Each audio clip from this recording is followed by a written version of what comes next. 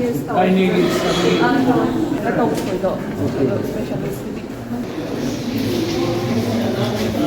PG rồi ni nhiều rồi.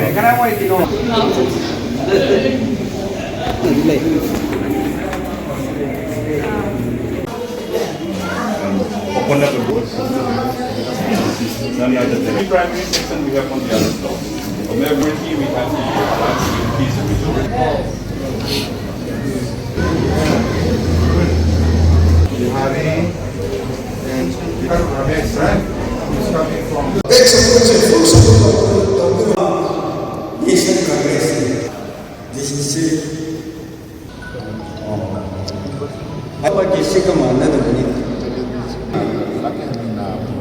Problem of the country. We have my how do my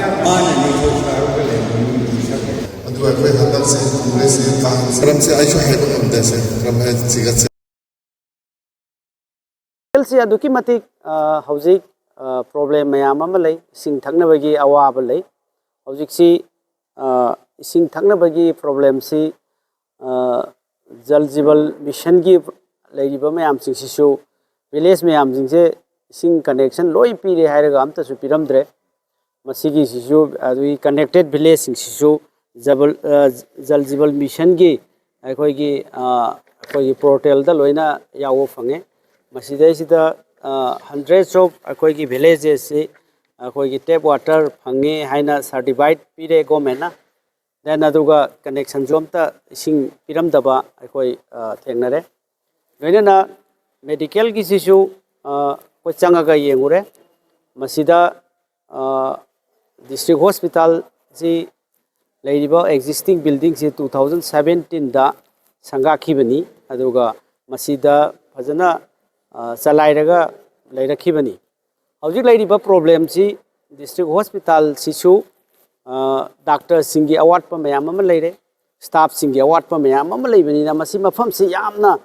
अखोगी location C district सिगी remote area दगी कई लायेंग मयाम से लाकवा अदुगा मफम सिदा MRI की पैसा sanction तौखरगा यौसलक्तबा कुइना लैरे अदगी then CT scan की मसीगी जी government की sanction लेखरगा यौसलक्तबा अदुगुंबा अखोइना spot visit तौबा कांदा official सिंगना report पिरे मरम असिना डॉक्टर सिंगी स्पेशलिस्ट याम वाले देन अदगी स्टाफ सिंग अखोगी नर्सेस मयाम अमा वाटपा खोटपा मयाम सिना मरम ओइरकांदा अखोगी यामना चाउबा चांदेल सिगी पेशेंट की येंगनबगी अवारबा मयाम अमा लै अदगी मरोइना लैरिबसी चांदेल की डिस्ट्रिक्ट एडमिनिस्ट्रेशन की मखादा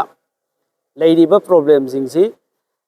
ADC सिमा फंक्शन तौदबा अखोई लैरे मरमदी इलेक्शन तौदबदगी मसिना मरम ओरकांदा ADC इलेक्शन तौदबसिना अखोईगी ट्राइबल इसिनाउ सिंगी हक मतले कॉन्स्टिट्यूशन की वायलेशन अखोई लैरे मसी सही तरुक हेना इलेक्शन तौरक्तबा लैरे मसी तोगान तोगानबा ऑर्गेनाइजेशन चांदेल की सिविल सोसाइटी ऑर्गेनाइजेशन चांदेल की प्रजा मयाम सिंगी सिनाउ मयाम सिंगिना तुम डिमांड तौदुनो लाई सरकार सिना करीम ताबीदे लोइना हौजिक ADCC फजना प्रॉपर्ली इलेक्टेड बॉडी लेतबनिना इलेक्टेड रिप्रेजेंटेटिव लेतबनिना मसीगी लाकदबा ग्रांट इन 15 फाइनेंस कमीशन की पैसा हौजिक पिरक्तदना लै मरम मसिना तोंगान तोंगान डेवलपमेंट एक्टिविटीज हाइबतारे अखोगी लंबी थोंगी अदगी लौ सिंगुबगी एक्टिविटी अदगी तोंगान तोंगान बा अखोगी इरिगेशन अदगी IVRs मयाम अमा अखोगी ADC की मखादा तौगदबा मयाम सिंग ग्रांट इन पैसा मयाम सिंग तो पिरक्तबा मरमदी इलेक्शन तौदबना मरम ओरकांदा मदुगी प्रजा सिंग द फंगदबा फाइनेंशियल सपोर्ट मयाम एड्स मयाम सिंग तो फंगद्रे मरम असिना लैरिबा चांदेल डिस्ट्रिक्ट सिदैसिदा इसिंग थक्नबगी लंबी थोंगी देन हेल्थ केयर की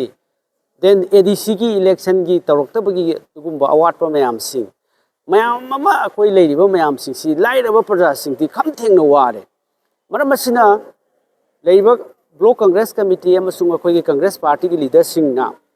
मसी ꯑꯩꯈꯣꯏ ꯇꯣꯉꯥꯟ ꯇꯣꯉꯥꯟꯕ ꯃꯐꯝꯁꯤꯡꯗ ꯆꯠꯂꯒ ꯌꯦꯡꯁꯤꯜꯂꯨꯕꯁꯨ ꯂꯩꯔꯦ ꯑꯩ ꯏꯁꯥꯃꯛꯁꯨ ꯑꯩꯈꯣꯏ ꯄꯥꯔꯇꯤꯒꯤ ꯇꯤꯝ ꯑꯦꯛꯁ ꯑꯦꯝ ꯑꯦꯜ ꯑꯦꯁꯤꯡ ꯑꯗꯒꯤ AICCꯒꯤ ꯑꯩꯈꯣꯏꯒꯤ secretary in charge of Manipur Shri Christopher ꯇꯤꯂꯛꯁꯨ ꯌꯥꯎꯏ ꯆꯠꯄꯗ ꯑꯩꯈꯣꯏ ꯁ꯭ꯀꯨꯜꯁꯤꯡ ꯆꯠꯂꯤ ꯑꯗꯒꯤ ꯃꯁꯤꯗ ꯂꯩꯔꯤꯕ ꯃꯌꯥꯝꯁꯤꯡꯁꯤꯗ ꯑꯋꯥꯠꯄꯅ ꯊꯜꯂꯦ ꯂꯣꯏꯅꯅ ꯂꯩꯔꯤꯕ ꯃꯁꯤ ꯁꯔꯀꯥꯔꯁꯤꯒꯤ ꯃꯈꯥꯗ ꯄ꯭ꯔꯦꯁꯤꯗꯦꯟ ꯔꯨꯜꯁꯤꯒꯤ ꯃꯈꯥꯗ ꯃꯁꯤꯗ ꯑꯍꯣꯡꯕ ꯑꯃꯠꯇ ꯂꯩꯇꯦ ꯂꯩꯔꯤꯕ ꯃꯌꯥꯝꯁꯤꯡꯁꯤ ꯑꯋꯥꯠ ꯑꯄꯥ ꯃꯌꯥꯝꯅ ꯊꯜꯂꯦ ꯄ꯭ꯔꯖꯥꯁꯤꯡꯁꯤ ꯑꯋꯥꯕ ꯀꯥꯡꯕꯨꯁꯤꯡꯁꯤꯅ ꯍꯦꯟꯅ ꯋꯥꯕ poor become the poorer then rich become the richest a lot of gaps between the poor and the rich persons aduna maram oirkanda asugumba ahoba mayam amasi leire maram asina masi karamba kanda प्रजाना तालिब demand civil society organization इसिंग थकनब लेतबगी कयारक press conference तौरे अदगी जल जीवल की mission मखाद स्कीम पैसा मैम लूट तौगिबा थेंगनरे आई इसांग असिमक स्पोर्ट्स सिदा चलगा थेंगनरे PMJSY की अमसिगी रूरल डेवलपमेंट की मखाद लंबी सेमने न पैसा काइथोखरगा लंबी सेमदबो मैम हुज फौबो लै मदु यामना कुइरबा सेंक्शन मैम अखोगी सेंक्शन से पैसा से काइथोखरगा कंप्लीशन तौखरे हारिबा लंबी मैम सेमदब लेरी स्कीम आफ्टर अदी मसीगी PMJSY की स्कीम देन अदगी ड्रिंकिंग वाटर की जल जीवन मिशन की स्कीम ADC की स्कीम मैम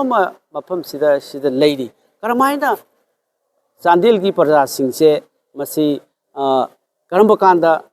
नुआइबा अमसुंग सरकार अमा लेबगी एडमिनिस्ट्रेशन अमा लेबगी मदुगी खुदोंग चाबा स्कीम मयाम सिंगसी प्रजादा हक्थेंगना करम कांदा यौगदगी हाइबसी चांदेल प्रजा सिंगना अवाबा ओइरी हंगबदा खुंबंगमद्री मरमसिना मसिगी सरकार असे मसिदगी करीमता अखोई आशा तौनिंगाई लेते मरम मदुना ngasi manipurda leiriba law and order gi sandel sida thoiba mayam law and order gi leiriba mayam sing masida tongan ba akhoi gi illegal oiba practice mayam ama leiriba law and order gi masida praja singda leiriba awaba mayam sing masi mayam sing asi sarkar sidagi development ama change ama karimta ubangamde maramasina athuba matamda हाइरिबा प्रजा की दरकार लेबा मैम सिंह से मसी president rule government सिगी मखादा आइना अपील तौजरी अथुबा मतमदा मेडिकल हॉस्पिटल सिंह सिगी अवार्ड पर मैम सिंह से मेंशन बियु मसीदा दरकार लेबा फंक्शन तौद्रिबा अखोगी इमरजेंसी सर्विस की मैम अमा वालिबा मैम सिंह से ऑप्शन बियु लोइनाना लंबी थोंग सेमदबगी लेरिबा ममांगदा सेंक्शन तौखरगा कंप्लीशन तौरे हाइरगा सेमद्रिबा लंबी थोंगसिंग असि मसी थिदोकपियु अमसुंग सेमबियु लोइना जल जीवन मिशन की thousands of अखोगी हाउस होल्ड कनेक्शन इसिंग युमदोंग खुदिमक विलेज खुदिमक इसिंग पीरे हाइदना तौरगा थबकसु पाइखत्रिबा मयामसिंग से इसिंग पीरे हाइना कंप्लीशन सर्टिफिकेट पीरिबा मयामसिंग से अथुबा मतमदा गवर्नमेंट ना मसी मियेंग ताबियु अमसुंग येंगसिनबियु नत्रबदी प्रजासिंग से खमथेंगना वारे मसीसु चांदेल सिसु अखोगी मणिपुर की पार्ट अमनी चांदेल सिसु इंडिया की पार्ट अमनी मसी डिस्ट्रिक्ट अमनी मसी मिराइदुना थंबसी सरकार ना मिराइदुना थंबसी अफबो ओइरोय हाइबसी मणिपुर प्रदेश कांग्रेस कमिटी की बोर्ड सिलगा मसी प्रेस एंड मीडिया की खुथांगदा गवर्नमेंट की नाकोंग योंगना नबाइना थमजरी।